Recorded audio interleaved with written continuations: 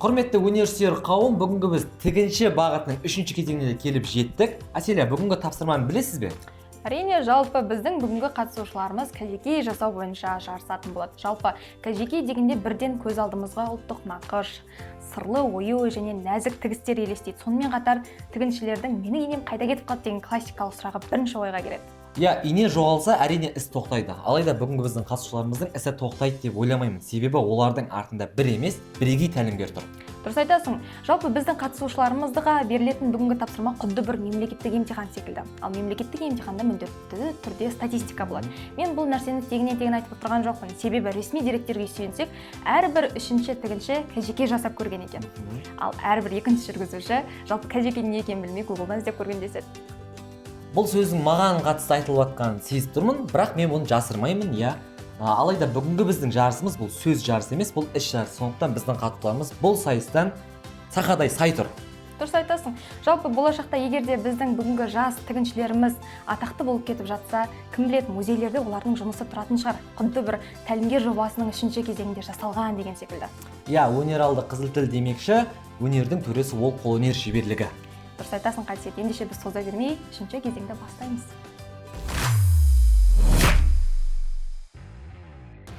Құрметті көрермен, біз дәл қазір қатысушыларымыздың және тәлімгердің жанында тұрмыз. Жалпы Нилуфар ханым, қазақта ұстазы жақсының ұстанымы жақсы деген сөз бар. Енді біздің қатысушыларымызды 3-ші кезеңде қандай тапсырма күтіп тұр және оларға айтатын ескертпелеріңіз бар ма? Жарыстың шарттары қандай? Алдымен қатысушыларға сәттілік тілегім келеді. Қатысушыларды 3-ші кезеңде күтіп тұрған тапсырма бізде кәжекей. Кәжекей үшін бізде базовый основа беріледі, және базовый основадан сіздер өздеріңіз модельдеп, қалаған түрдегі кәжекей түрін шығарасыздар. Сіздерге ол үшін стандартты размер беріледі, және базовый основа арқылы модельдеп өздеріңіз қалаған түрдегі дизайнды шығарып бересіздер. Ол үшін сіздерге велюр матасы берілетін болады. Ал сәттілік, ары қарай сіздерге түсінбеген жерлеріңіз болса, сұрасаңыздар болады. Ендеше құрметті көрермен, біз жас тігіншілеріміздің жаңа дүниесін бірге тамашалайық. Уақыт аз болды ма, әлде қатысушылар жеңімпаз болуға асықты ма? Әйтеуір процесс барысында тілдесе алмадық. Бірақ біз дегенімізден қайтпай өздерімен жеке сұхбаттастық. Алдымен 3-ші кезең бойынша олар жасаған жұмыстарын авторлық туынды деп атай алады ма? Бірге білейік. Бұл дизайнды жасауға авторлық дүние деп айта алмаймын, өйткені бұл негізгі кәжекейдің моделі өзінің. Бұны өзгерте алмаймыз, өзімізге де алмаймыз авторлық дүние деп. Кішкене ғана дизайнын өзгерттік болды. Точнее, деталін. Негізі авторлық деп айта алмаймын. Өйткені бұл фасондар уже тікіліп жасалып шыққан. Сол бар жоғы мен только алдыңғы бөлікті мен прямой қылдым, ал артқы бөлігін более полусонцы ретінде жасадым. Туынды өзімнің идеямнан шықты, полный жаңағы эскизін сала отырып, осындай әдемі туынды шығарды. Идея негізі өз идеямнан құрдым. Өйткені менде басқа модельдерді пішуге басқа модельді таңдаған болдым. Өйткені сол модельді мен істей алмай қалдым. Ойымдағыдай болмай қалды, сосын өзгертіп жібердім. Құрметті көрермен, байқаған боларсыздар, біздің қатысушылар бір-бірінен өткен мықты. Олардың әр кезең бойынша жасаған жұмыстары көздің жауын алардай керемет шығуда. Бірақ кәжекей жасауда олар басқалардан ерекшелену үшін неге мән берді? Бізге бұл киімнің мағынасы бізде қыз келіншектер, жас әйелдер, жаңа түскен келіндерге арналған кәжекей болып есептеледі. Мағынасы сода деп ойлаймын. Жаңа бізге дайын базовый основа берілді, содан моделировать етіп, дальше тігу керек болды. Бұлындай матамен мен бір жүрісіп тұрғаннан кейін маған кішкене қиындықтау болды. Сосын моделирование жағынан мен қиындауын таңдаған едім, содан кейін тігуге кішкене уақыт жетпей қалды. Фасон бойынша жас келіншектерге көбіне келеді, жаңа ар қыздарға деген секілді. Моделированиесі кішкене қиындау, алдыңғы жағы асимметричный, арқы жағы да астыңғы жағы былай тегіс емес. Сонысымен ерекшеленіп тұр. Негізгі жаңа тігіс түрінде былай қатты өзгешелік болған жоқ. Кәдімгідей айырлықтап, сосын ары қарай қайырып тіктім. Негізі басқа этаптарға қарағанда бүгін сәл қиындау болғаннан кейін уақытша кішкене шектелу қылды, үлгермей қалдым. Негізгі түйреуіштер 2 түрі болды. Соңы мен жаңа уақыт шектелу болғаннан кейін соңы қайбыра қалды, сосын алып келдім.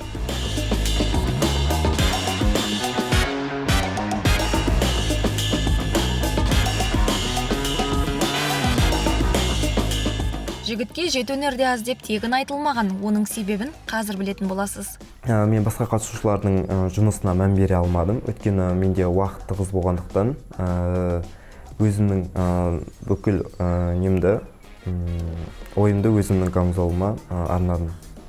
Басқалардың жұмысын көрдім.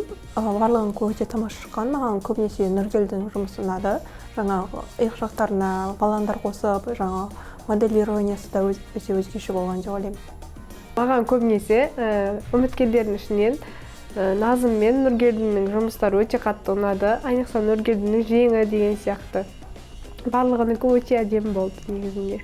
Басқалардың жұмысын мен бағалаймын. Бәріміз особо қатты былай ерекшелік болған жоқ, өйткені бәрімізге бір размер берді, бір дизайндағы үлгіні берді. Біз кішкене ғана өзіміздің деталін ғана өзгерте аламыз. Бұл кажеки киімінде басқаларынан мен ерекшелік көрген жоқпын.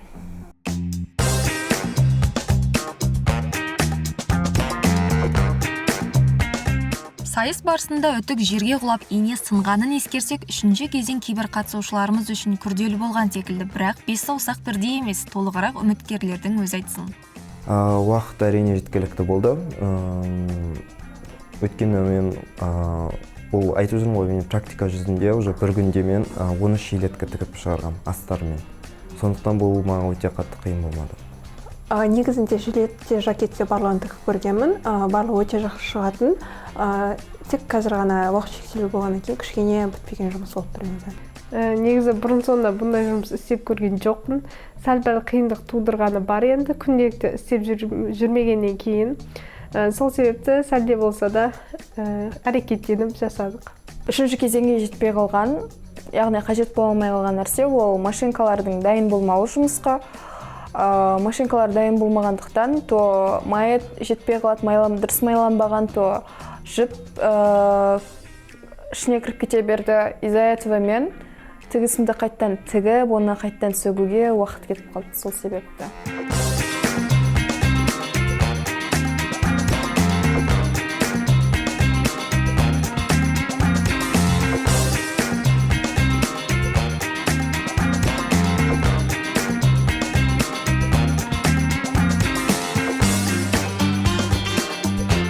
Құрметті көрермен, егер сізге тағы да уақыт берілсе, нені өзгертер едіңіз? Дәл осы сұрақты бізде қатысушыларымызға қойдық, ал жауабын бірге тыңдайық.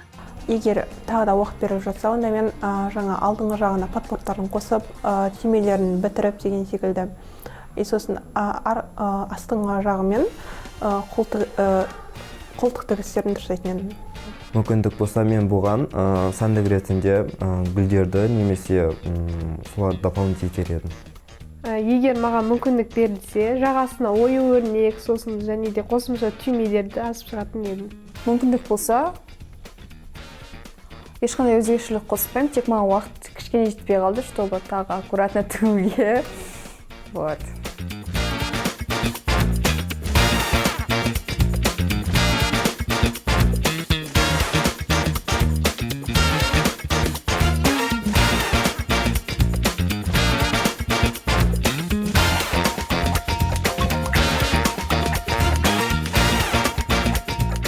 Тәлімгер жобасы тек қана жарыс емес, тәжірибе алаңы, себебі мұнда қатысушылар өз қателіктерін біліп, болашақта сонымен жұмыс жасайтын болады. Ал дәл қазір Нилуфар ханым бүгінгі тапсырма бойынша жеке пікірін айтады.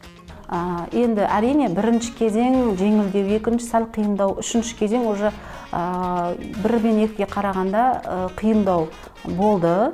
Біз үшінші кезеңде велюр матасынан кажеки тігу тапсырмасын берген болатынбыз. Дегенмен велюр матасы енді білесіздер өздеріңізде түкті мата. Сәл қатысушыларға қиындық тудырды, өйткені олар пішу матаны қалай лекаланы орналастыру кезінде сәл қиындыққа ұшырады десем де болады. Өйткені матаның түгіне қараған жоқ олар. Мысалы, матаның түгі бізде велюр матасы түгі төменге емес, наоборот, жоғарыға қарау керек еді. Көпшілігі төменге қаратып пішіп жатқан кезінде мен көмектесіп жіберіп жоғарыға қарайтын туралы мәлімет бердім. Тағы да сол сияқты еңмен пішіп жатқан қатысушылар да болды. Одан кейін жаңағы лекала жағынан қарайтын болсақ, моделированиясына қараймыз. Өйткені біз оларға дайын основа берілді, базовый основа. Сол базовый основадан олар модельдеу керек болатын. Енді арасында жақсы модельдейтін қыздар да болды. И мүлдем модельдеуді, выточкалармен жұмыс істеуді білмейтін қыздар да болды арасында. Келесі пішіп жатқан кезде матаны қалай үнемдеу керек, ол жағынан да сәл тәжірибелері жоқтығын байқадым.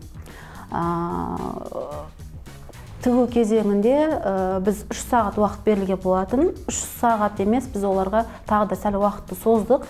Енді олардың сәл бас жағындағы қиындық тудырғаны, пішіп жатқан кезде 1 сағат уақыттары оларға пішуге кетіп қалды. Негізі пішуге біз ондай қатты 1 сағат уақытты жоспарламаған едік.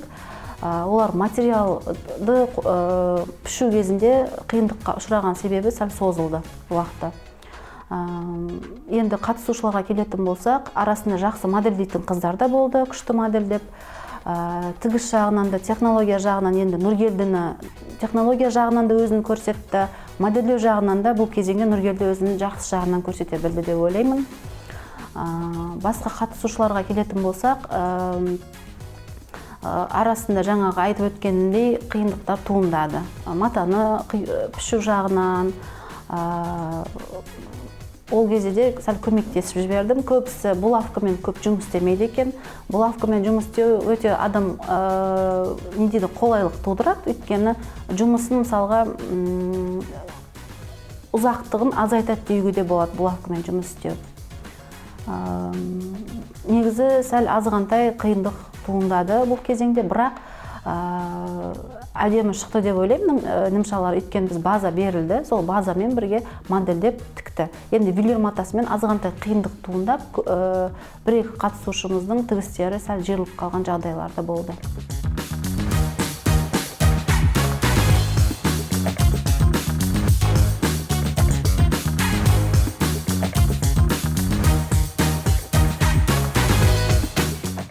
Фокусы көп бөлген деталім, бұл менің алды бөлігі.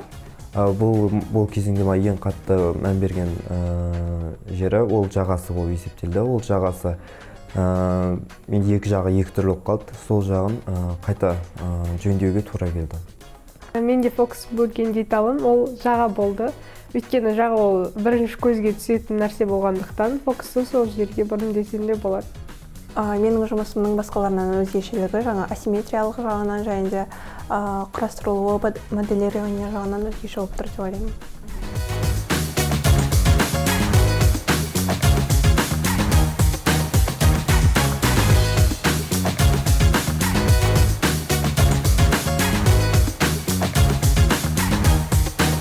Модель классикалық десек те болады, өйткені бұл прямой көйлектермен келе береді. Артықшылығы сол белінде бел бауы, басқалардың жұмысында ондай нәрсе көрген жоқпын. Менің кемшілігім ішіндегі тігістері соңына дейін жетпей қалғаны бар. Сол жерде менің кемшілігім бар деп ойлаймын.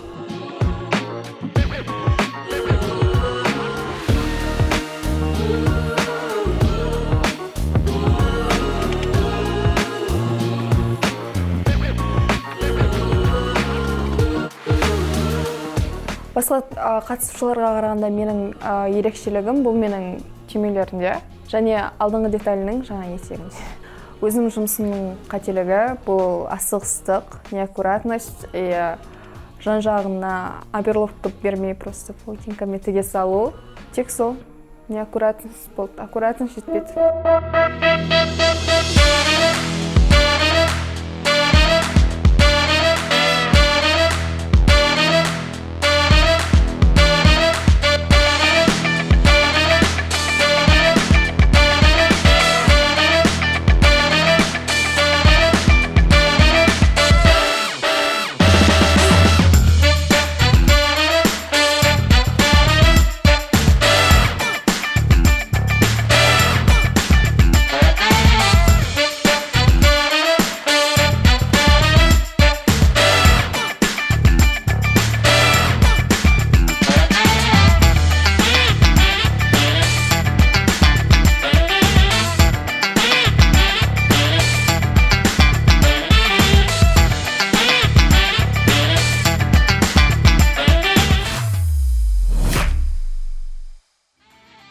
Құрметті достар, сонымен біздің көптен күткен 3-ші кезеңіміз де аяқталды. Яғни көріп тұрғандарыңыздай біздің қатысушыларымыз жасап шыққан кәжекей алдарыңызда тұр. Жалпы көріп тұрсыздар, қолдан шыққан өнер екені бірден көзге білініп тұр. Әселия, тоқташы, сонда мынау біздің алдымызда тұрған дүние бұл қатысушылардың жасаған бұйымы ма? Әрине, енді мен базардан сатып әкеліп қойған жоқпын бұл жерге. Мен шынын айтсам, бұны қазір үлгі ретінде қойылған киім екен деп ойлап тұрмын, шыны керек. Қатты қателестің. Себебі бір сапаларын қарашы, өте қандай керемет. Шын шебердің қолынан шыққан дүние екені байқалып тұр. Рас айтасың. Шеберді қолынан тан деген осы ғой негізі. Онда мен шынымен көп ойланбай өзіме бір ерлерге арналған шапан тіктіртіп аламын ау. Дұрыс айтасың, Қасиет. Біздің қазір қатысушыларда соңғы кезең қалды. Ал сен оған дейін үлгерді, өзіңнің қалаған киіміңді тіктіріп ал. Ал ендеше достар, біз көп созбаймыз. 3-ші кезеңді аяқтайық, себебі алда 4-ші кезең.